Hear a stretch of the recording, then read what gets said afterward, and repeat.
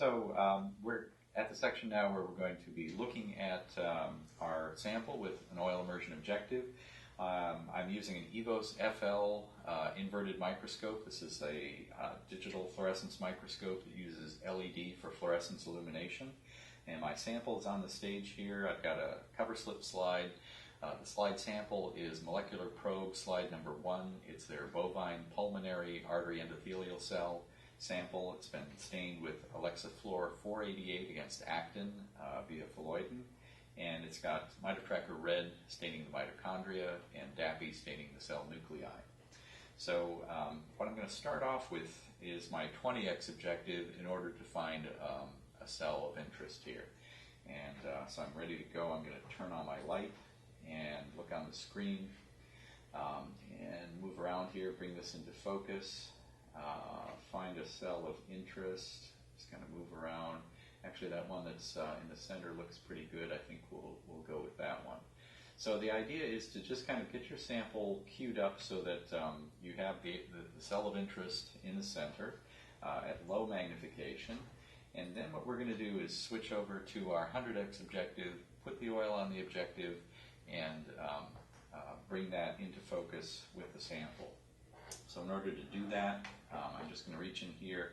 I'm going to have to remove my slide now to get access to the objective. So I'll just set that aside here for a minute. And I'll switch over my objective to the 100x. And that 100x, I'm going to lower the objective by dropping down my focusing knob here until it goes to the end. You hear that click, that's the end of the focus range. And now I'm ready to oil the objective. For that, I'm going to use this little pod that I created before. It's that little ampule full of oil. And I'm just going to bring this over and I'll take a little bit of the oil off here and blot it into this napkin to get any kind of air bubbles out. You want to be very careful not to have any air bubbles in the oil. So once I do that, I'm going to bring it here and just apply a very small drop right there to the end. That's all we really need. And I'll set that aside. Now I'm going to take my sample and put it back where it started from here. I had it pushed in here so that it was kind of up in the corner. So we're going to be at higher magnification, obviously, when we switch this back. And for the EVOS, I can just put this little cover on it here to kind of help keep out some ambient light while I do my work. And now I'm ready to find my sample again with the 100x oiled objective. So right now the objective is in place, but it actually isn't touching the cover slip. I've lowered that objective so that there's a gap there even with the oil on it.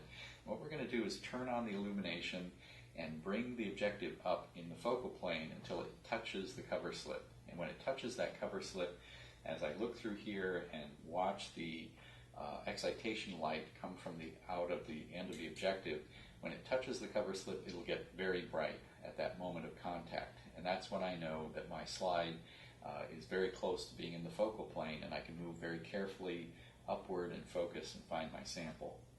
So here we'll start off, we'll turn on that light, and I'm going to shield this a little bit here. I'll bring up the objective, and then notice that moment when the objective oil touched the cover slip, it got brighter, and now I can bring this up and keep going until I find my cells. And now there's my cell, and it's very bright. I'm going to reduce the intensity of the LED illumination here and center this a little bit on the screen. And there's the cell that I had before, only now we're magnified 100x, and we've got